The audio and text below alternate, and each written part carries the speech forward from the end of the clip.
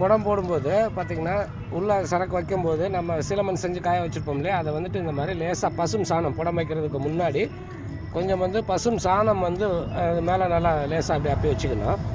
எதுக்காகனா அந்த நெருப்பு வந்துட்டு எல்லா பக்கமும் ஒரே சமமாக வந்து பரவி எறிகிறதுக்காக வந்து அந்த சாணத்தை வந்து நல்லா இந்த மாதிரி லேசாக மேலே அப்படி வச்சுக்கணும்.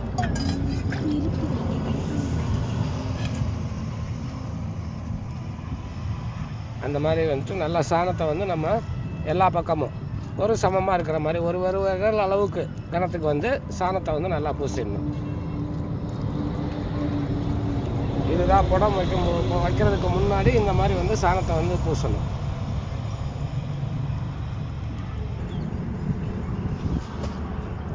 இந்த மாதிரி நல்லா எல்லா பக்கமும் கேப் இல்லாமல் முதல்ல வந்து சாணத்தை வந்து நல்லா இது பண்ணிக்கணும். பச்சை சாணமாக தான் இருக்கணும், அதை வந்து லேசாக இது பண்ணிக்கணும்.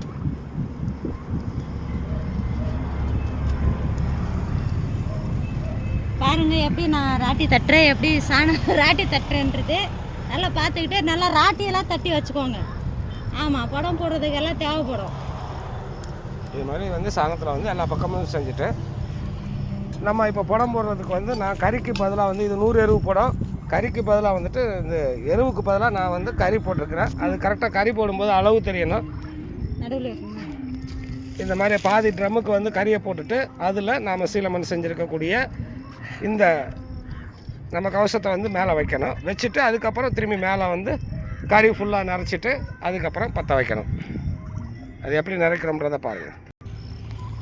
இந்த மாதிரி வந்து சாணம் பூசி வந்து நம்ம படத்தில் வைக்கணும் அப்படின்றத வந்து சொல்லிக் கொடுக்க மாட்டாங்க. என்ன காரணம்னா அது முழுசாக யாரும் சொல்லிக் கொடுக்க மாட்டாங்க. பொதுவாக இந்த மாதிரி வந்து நம்ம சாணம் வந்து இது பண்ணி தான் வைக்கணும். சரியா? இப்போ ஒரு பொருள் வந்து நம்ம புடம் போட போகிறோம், ஒரு சரக்கு வந்து புடம் போட போகிறோம்னா 100 எருவு புடம் அப்படின்னு சொல்லியிருந்தோம்னா நீங்கள் வந்து எருவுனா இப்போ இந்த கவசம் என்ன இடம் இருக்கோ அதுக்கு 100 மடங்கு எருவு எடுத்துக்கலாம். இப்போ கறி அப்படின்னு சொன்னாக்க இதுக்கு 50 இடம் எருவு 50 இடம் கறி எடுத்துக்கிட்டிங்கன்னா போதும். சரியா? பாதி எருவில் புடம் போடும்போது நீங்கள் 100 கிலோ எருவில் புடம் போடணும்னா அதுவே கறியில் புடம் போடும்போது நீங்கள் 50 கிலோ கறியில் வந்து புடம் போட்டால் போதும். சரியா? இது வந்து கரெக்டாக அளவு தெரிஞ்சு செய்யணும். அதிகமாக ஆயிடுச்சுனாலும் நெருப்பு அதிகமாகிடுச்சுனாலும் சரக்கு வந்து சிட்டங்கட்டி போகும். அதனால் ரொம்ப கவனமாக வந்து பார்த்து செய்யணும். சரியா? இது வந்து இப்போ நம்ம வெள்வங்க கட்டு வந்து புடம் போட போகிறோம்.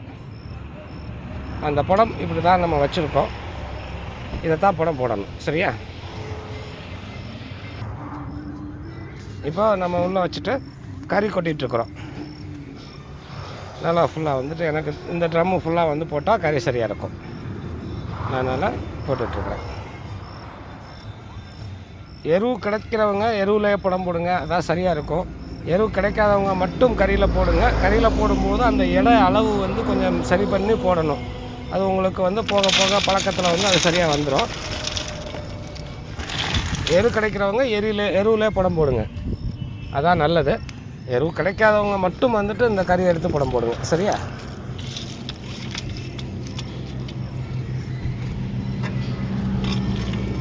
எருவு இருந்துச்சுன்னா உங்களுக்கு எருவு தான் நல்லது. அந்த மாதிரி இந்த மாதிரி லேசாக தட்டி கொடுத்து எருவை வந்து கறியை வந்து புடம் போட்டு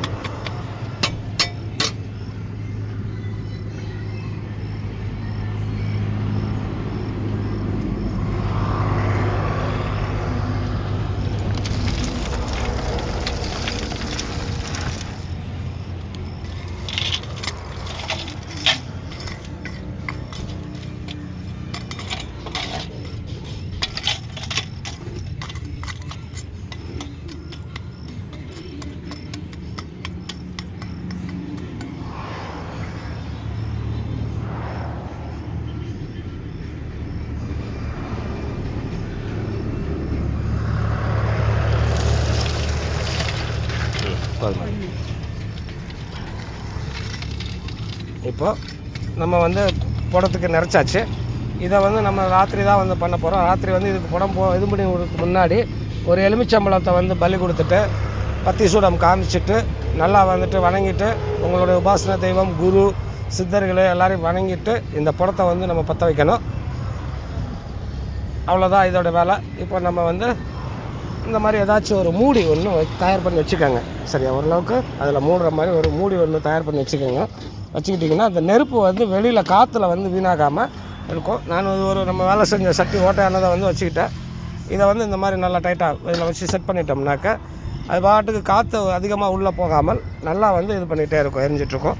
அந்த மாதிரி வச்சுக்கோங்க. இல்லைனா ஒரு கம்பியை நடுவில் வச்சு இந்த மூடி இருக்கு இல்லையா, ட்ரம்மு மூடி இருக்கு இல்லையா, அதை வந்து இது பண்ணலாம். அதுலேயும் வந்து நீங்கள் போட்டுக்கலாம். நம்ம எப்போ புடம் பற்ற வச்சாலும் சரி, மேலே வந்து ஒரு 3 கற்பூரத்தை வச்சு ஏற்றிட்டு ஒரு எலுமிச்சம்பழத்தை பண்ணி கொடுத்துட்டு பத்தி சாம்பிராணி காமிச்சிட்டு நல்லா குரு குலதெய்வம் அதே மாதிரி சித்தர்கள் உங்களுடைய உபாசன தெய்வம் எல்லோரையும் வணங்கிட்டு நீங்கள் எப்போனாலும் புடம் போடுங்க. சரியா, அதுதான் வந்து சரியாக இருக்கும். எல்லோரும் பார்த்துக்கோங்க. இதான் முறை, புடம் போடக்கூடிய முறை இது தான்.